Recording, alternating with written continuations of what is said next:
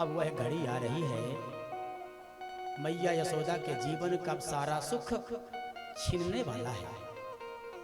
मान लो अब जीवन में मैया यशोदा कभी हंसेगी? हंसी तो भूल गई है मैया यशोदा। श्रृंगार करना किसके लिए श्रृंगार करूं, मेरा लाला ही नहीं मेरे साथ। क्या हुआ? कंस अपने घर में बैठा है, मंत्रियों के निकट बैठ करके मंत्रणा हुई। देखो, जिस दिन से इस नंद के छोरे का जन्म हुआ है, जितने भी मैं दैत्यों को इसको मारने के लिए भेजता हूं, कोई भी राक्षस जीवित लौट करके नहीं आता।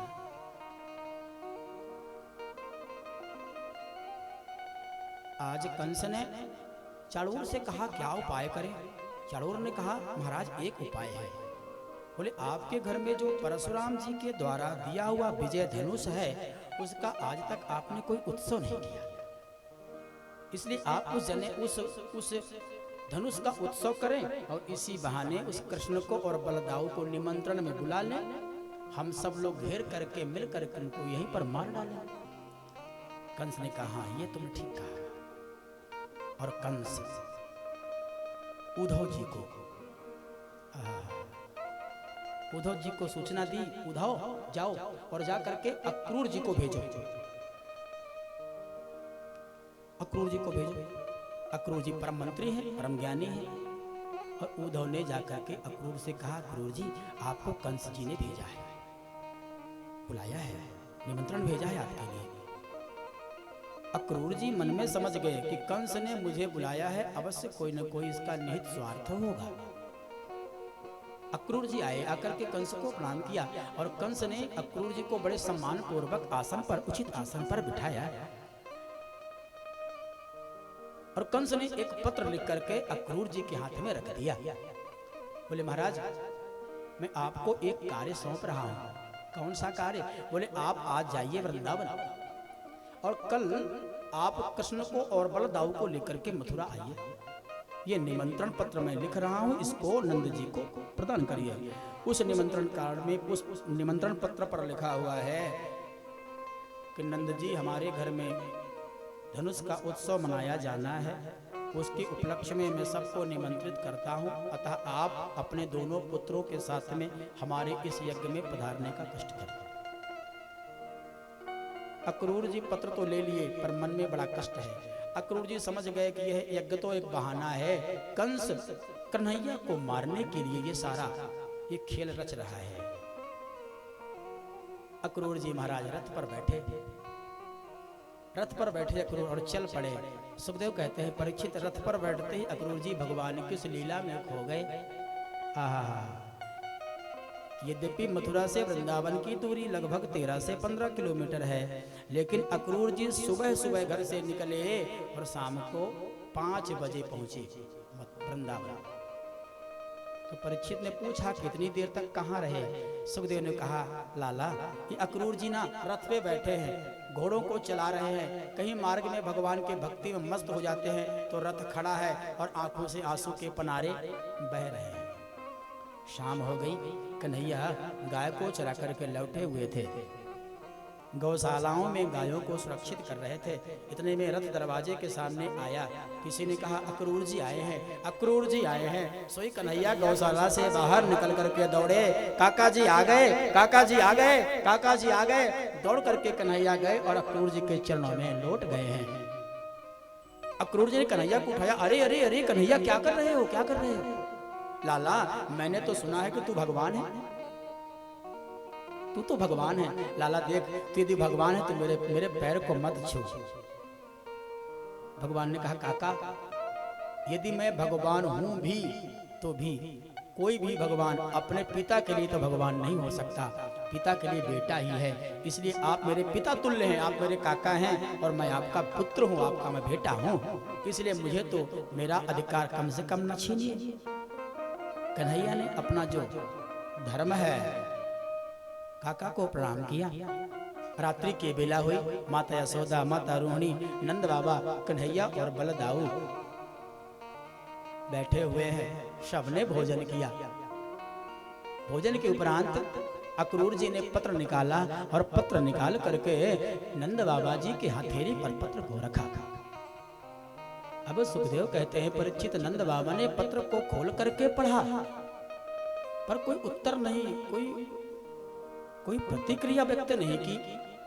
तो मैया यशोदा ने नंद बाबा जी की ओर देखा, क्या बात है, क्या बात है स्वामी जी, क्या बात है बाबा जी, इस पत्र में क्या लिखा है, हमें भी बताइए।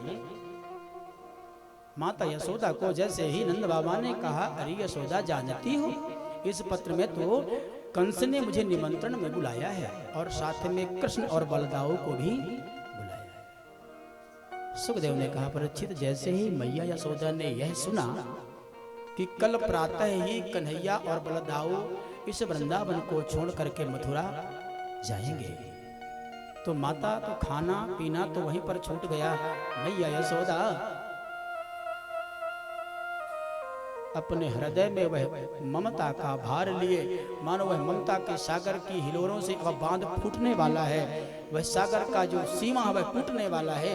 मैया यशोदा आंखों से अश्रु बहाती हुई घर के बाहर दहलान पर खंभे से अपने सिर को टिका करके आंख बंद करके बैठी है।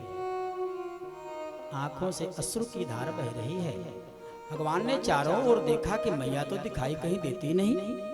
खोजते खोजते कन्हैया माता यशोदा के पास आए और आकर के गोद पर कन्हैया लेट गए। अपने पीतांबरी से कन्हैया माता यशोदा के आंसुओं को पोंछते हैं, माँ तू रोए मत, देख मैं कल जाऊंगा और परसों लौट करके आ जा।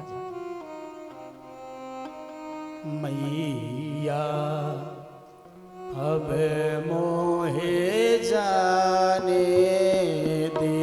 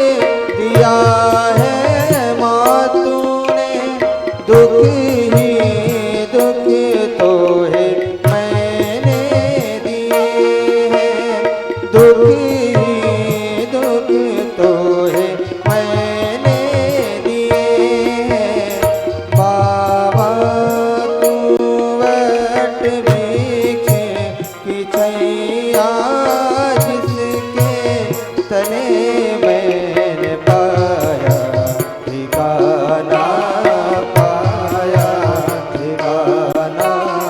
हाँ बाबा अब जाने दो, जाने दो मोहे मथुरा जाना।